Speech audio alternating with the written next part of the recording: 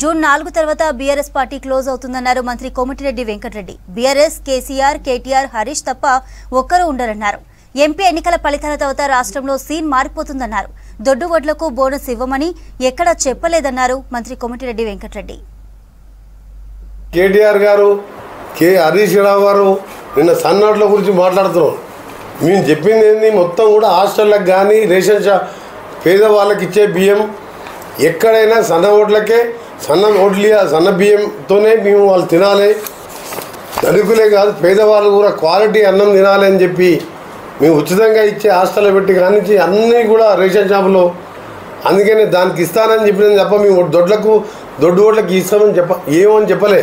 ఒక స్టార్ట్ చేస్తున్నాం, ఒక స్టెప్, దీని తర్వాత ఇస్తాం. మొత్తం అప్లకాలం చేసి 26,000 కోట్లు మా ప్రభుత్వం వచ్చిన 3.5 నెలలే. ఈ 2 నెలలు ఎలక్షన్ కోడే ఉంది. రాష్ట్ర ఆదాయం లేదు. మేము చిత్తశుద్ధితో ఉన్నాం. రైతులకు 2 లక్షల రుణమాఫీ చేయడానికి కూడా మొత్తం ప్రణాళిక తయారు చేసుకున్నాం. నువ్వు ₹1,00,000 అని 5 ఏళ్ళని 10 ఇన్స్టాల్మెంట్ చేస్తే బ్యాంకు వడ్డీకి సరిపోలే. మేము ఏకకాలంలో రుణమాఫీ చేయబోతున్నామని భయం పట్టుకుంది.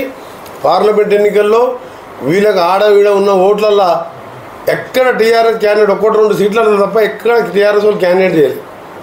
వీళ్ళు మీద మీటింగ్లు పెట్టిరు. 3 రోజుల ముందే మొత్తం డ్రాప్ అయిపోయింది 9-10 సీట్లల్లో. ఎందుకంటే సీనియర్ నాయకులు అన్ని పార్లమెంట్లతో మాట్లాడుతున్నాగా నేను టీఆర్ఎస్ అనే అభ్యర్థికి పోల్ చిట్టీలు పంచలేదు, ఓటు వేయమని చెప్పలేదు, ఎటట్ వేసుకోపోన్నారు. కొందరి దగ్గర బీఆర్ఎస్ మన బీజేపీకి ఏమని చెప్పింది. ఓపెన్గా మిక్స్ అయ్యి కనీసం బిడ్డని జైల్లోకి వెళ్ళి బయటికి తెచ్చుకోవాలి. ఇక రాజకీయం వద్దు, మన పార్టీ ఉండదని తెలుసు వాళ్ళకు. ఈ ఎన్నికల తర్వాత ఒక్క సీటు గెలవదు కాబట్టి పార్టీ ఉండదు. 10 ఏళ్ళు అధికారం ఉండగా 3 నెలల్లో ఇంత ఘోరంగా దిగజారుతుందా? ఈ విధంగా దోసుకొని 2 లక్షల కోట్ల కాళేశ్వరం అనేవి 3 ఏళ్ళల్లో కడితే 3 ఏళ్ళకనే కూలిపోయిందంటే అందుకనే నీ పార్టీ కుప్ప కూలిపోయింది. అలా మేడిగడ్డ బ్యారేజ్ లాగా టీఆర్ఎస్ పార్టీ మొత్తం కుప్ప కూలిపోతుంది. జూన్ 5 తర్వాత పార్టీ ఆఫీసులు జిల్లాల గవర్నమెంట్ కాస్ట్లీ పార్టీ జిల్లాకు ఆఫీసు ఈయన చక్కదనానికి ఏదో పార్టీ ఉన్నట్టు. హైదరాబాద్ పార్టీ మీరు చూడండి, 6వ తారీఖు తర్వాత ఏ పార్టీలో ఒక్క మనిషి ఉన్నాడు, ఒక్క మనిషి కూడా కనబడు పార్టీలో.